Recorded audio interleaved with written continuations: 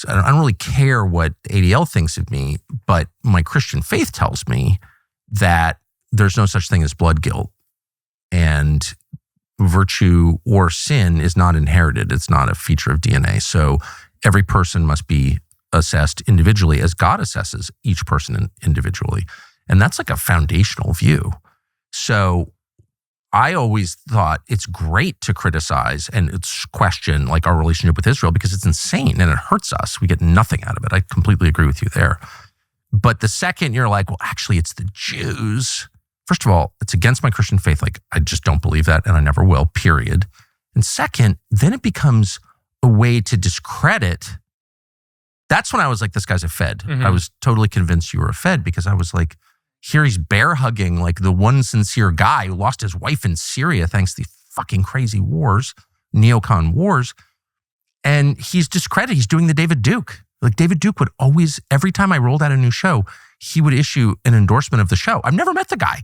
What's that? Well, it's the Feds. Obviously, he's trying to destroy me by association. Whatever. You see the point? Yeah, but so let me ask you this. So if I'm supporting Joe Kent, I'm David Duke bear hugging.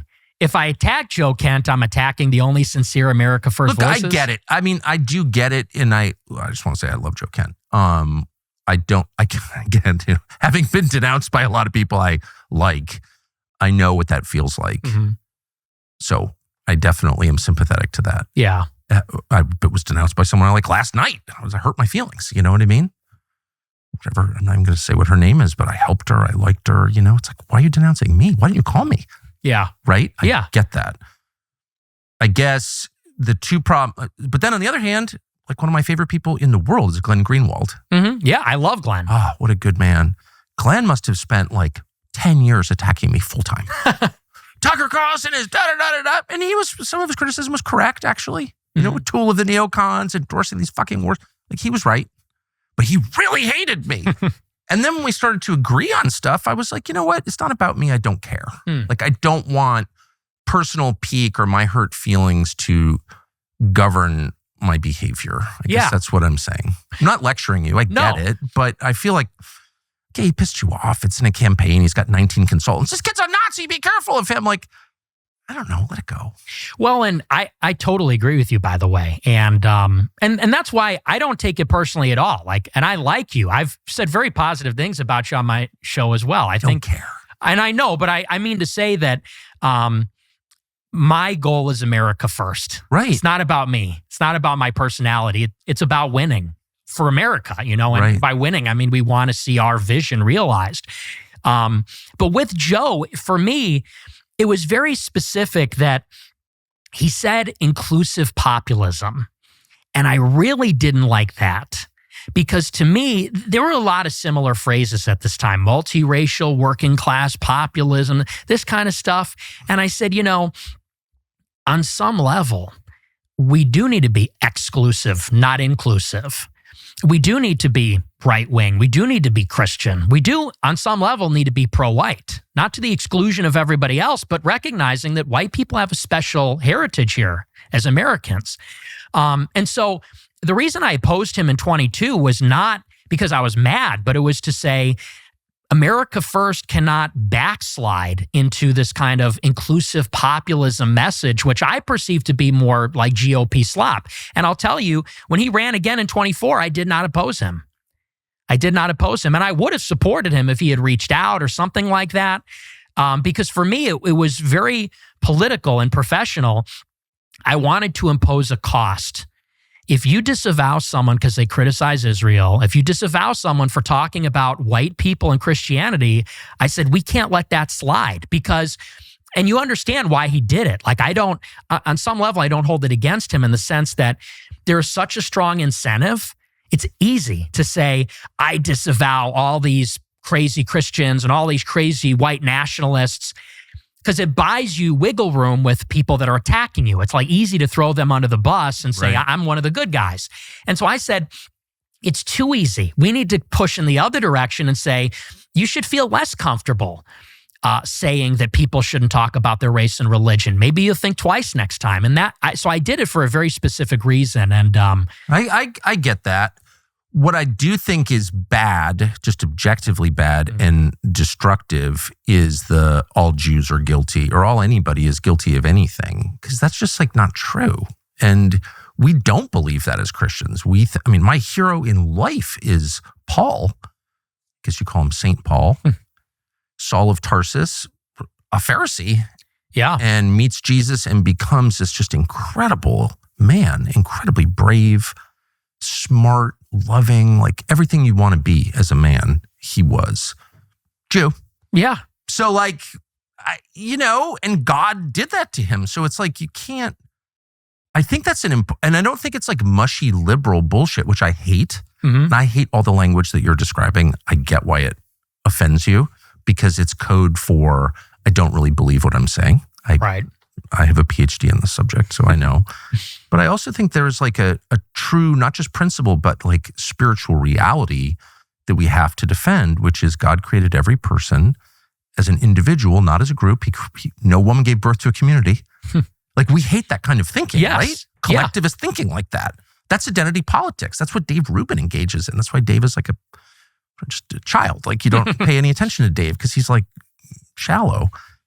But we're not going to be that, right? Or no? No, I completely agree with you. And, and not to be that guy and say that thing, but like, my best friend is a Jewish person. But here's my substantive disagreement, because as a Catholic, I could not agree more with you. Yes. In what you're saying. I love all people, even the ones that don't like us. We have to love them all, and we have to recognize that we're required to. Yes.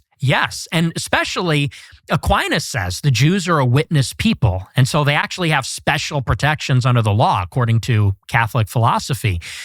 But I guess my substantive disagreement, which I've said on the show also, is the idea that neoconservatism and Israel has nothing to do with Jewishness, Jewish identity, the Jewish religion, because clearly the state of Israel and the neocons are deeply motivated by that ethnic identity, and their allegiance to Israel proceeds from that. The plan of greater Israel, the blood and soil nationalism of Israel, it stems from this ethno-religion, which is Judaism. Well, this is, just BLM, the new version. This is identity politics. They're engaging in identity politics. I mean, that's just so obvious to me. But the problem in your response, I get what you're saying, but the problem in your response is it does not apply to every individual. No, and I would never say that. Okay. Well, I just think it's important to say that, not to kind of like dodge the accusations against you. My best friends are Jewish. Like, okay, I agree. Embarrassing, even though it's probably true. And it's true in my case, actually. But whatever. But because just that principle that we're all judged as individuals by what we do, that our faith, the decisions that we make, the way we live our lives, and God will judge every one of us in that way. And that's how we're supposed to judge. Like, I think that's true. Yeah, and I totally agree. But I guess the disagreement is, you say identity politics like it's a bad thing. I think identity is a reality. Identity is a reality. Absolutely. You just can't have a country of 350 million this diverse where it's just like warring ethnicities, because then it's Rwanda soon. And, the people with the most force just kill the others. So like, you can't have that here. Right? Yeah. But I would say specifically as it pertains to, you, I think, have said it's the neocons. And I think that neoconservatism, where does it arise from? It arises from Jewish leftists who were mugged by reality when they saw the surprise attack in the Yom Kippur War. Yeah, that's a lot of it for sure. But then, like, how do you explain Mike Huckabee, Ted Cruz, and there are a lot like that, John Bolton. I mean, I've known them all, George W. Bush, like Karl Rove. I mean, all people I know personally who I've seen like be seized by this brain virus, and they're not Jewish. Most of them are self-described Christians, and then the Christian Zionists who are, Christian Zionists. Like, what is that? Right. And I can just say for myself, I dislike them more than anybody. Because like, what? Because it's Christian heresy, and I'm offended by that as a Christian. That's why. So I don't, like, why not? Like, I'm pissed at the neocons, very pissed. I've said that a million times. I've been mad since December of 2003 when I went to Iraq. And so, like, I went and asked straightforward questions to Ted Cruz because that seemed like he was a sitting senator who's like serving for Israel by his own description. He seemed like a worthy target. I'm not going after MTG, who's like the most sincere like, why not go after Ted Cruz? I don't understand. Well, again, with Marjorie, I was a friend of hers and she spoke at my conference. And then the day after, she pretended like she didn't know me. And that was in 2022. But it's a continuum. Like you said yourself, you showed up in college, like one set of views, they evolve as you interact with reality, as the reality itself changes, as like you learn things, you grow, like whatever, people change. Well, and look, now that everyone agrees with me, I will graciously forgive them for being But why so make hostile. it personal? Like, who cares? It's not personal for me. Like with Marjorie, if she wanted to be aligned or whatever, I would totally be on board with her. But where do you disagree with her? I don't know, because I don't know what her new views are. She's really only come around on Israel this year. And I've been talking about this issue for 10 years. And right, okay. All right, you win. But like, no, but it's not like that. It's just, it feels like BS to me that, and I said this on Twitter the other day, it's like I got treated like I didn't exist. Right, I get it. Canceled for 10 years for saying these things. And that's really where all this drama comes from. A time when there was this intense censorship and nobody was on board with this stuff. Like, again, Marjorie, she fired, one of my people was working in her office. She fired that guy because someone found out that a Groyper was working in her office. And, that guy got his life ruined. And she pretended like she didn't know me and lied and said, I had no idea the conference I was speaking at. She knew exactly what it was. And that's fine. But now that she's on the same page, there's like this expectation like, okay, well, why did you have a problem with her in the past? It's like, because she was on the other team in the past. Yeah, well, so was everybody. Yeah, so now so were you. Yeah, so what? I mean, what? Why not? It's got to be bigger than just like us, right? And it's not. I don't think. Well, I'll speak for myself. I don't feel like I'm at war with the neocons or Israel. It's much bigger than that. It's like you want to restore America to a place where your grandchildren would enjoy growing up. That's it. Yeah. Right. Well, and as far as Marjorie, so it's not who cares. You know what I mean? Like, okay, lots of people hurt if Dave Rubin called me tonight, which he would never do, though he has my cell, and said, I'm really sorry I called you Hitler. Like, I didn't mean it. You're raising lots of legitimate questions, which I think I sort of agree with or am thinking about in a deeper way. I'd be like, great. Yeah. Like, I don't care. And look, Tucker, that's why I'm sitting here, Right. I mean, because we had a contentious dialogue. Well, I thought you were a Fed. I thought you were a Fed. I was a Fed. Yeah. I'm not a Fed. But whatever, I don't care what people think. We showed each other a badge as we know well. No, but I thought you were a Fed because I was like, why not? It's not cucking to say you're not talking about all Jews when you oppose a foreign policy position. It's not. There's nothing liberal about that. It's just true. That's the Christian position, okay? And two, why are you attacking like the best people and not the worst people? Well, yeah. I mean, again, he disavowed me for my views on Israel and said I talk too much about white people and Christianity. And to me, that's like a sincere ideological disagreement. I get it. And, same thing with Marjorie. Marjorie fired my guy. She disavowed me. And, and you worked with Blumenthal on that article, but you called me on the phone and we talked. Yeah. I mean, I was like, what? From my perspective, I mean, this is all so stupid and inside baseball and whatever, but for the record, I was like, first of all, who is this kid? I'm working at Fox News. I'm aware there's an internet, but I'm more out of it than you may appreciate. And I'm like, out of nowhere, attacking this one. I had Joe Kent here to my house and did this interview with him. And I'm always in search of a sincere politician. Don't have to agree on everything, but I really believe sincerity is the whole game. If someone's heart is pure, he will be brave. I always have thought that. And it's turned out to be true. Marjorie's a perfect example. And that's all that matters. If you're afraid inside, if you're weak inside, you will crumble when it matters. So I really felt like, wow, Joe, don't agree with him on everything, of course, but I was like, this guy is really sincere. He's like a good person. And then you show up and you're like, he's a CIA officer and he was a CIA contractor, but like really like crush the guy. And it's like, why of all people, you agree on 90% of stuff, Mm-hmm. you know? That was my view. And I was Right. like, well, clearly this kid's a Fed. Right. But you didn't know the whole story. I so, didn't. Oh, yeah. You're absolutely right. And look, and now that, and I'm not trying to be combative. I think that. Go ahead. You're not hurting my feelings. No, I mean, here's what I'm trying to say is now that Marjorie is pushing in the right direction, I absolutely support everything she's saying. And I've not been critical of her at all this year. Yeah. Because I think that what she's doing is extremely courageous. And I think you're right. She is sincere. So it sounds like you're, not to put words in your mouth, but your life experience has left you so stung by the Republican establishment. You don't trust anybody, it sounds like. Well, no, I mean, these people attacked me when the rules were different, and now they got better, and now I'm good with them. I mean, I'm willing to be good with them, but I think that I don't know if Marjorie still has a problem with me or not. I don't know.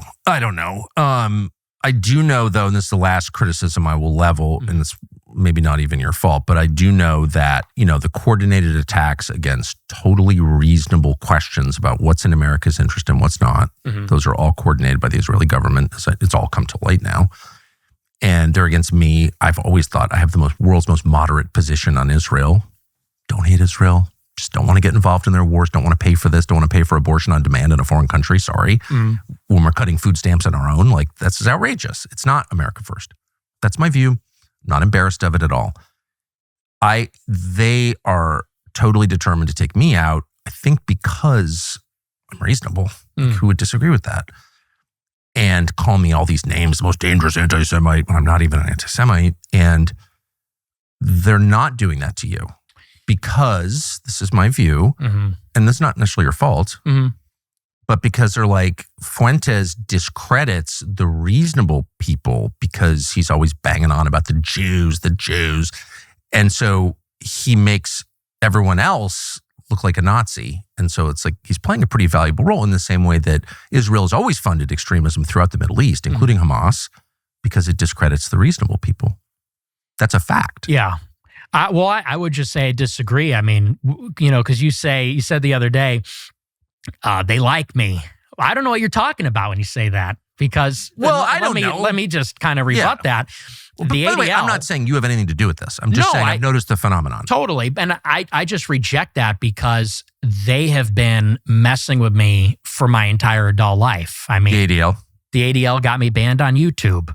The SPLC posted my house on their website. What do you mean posted your house?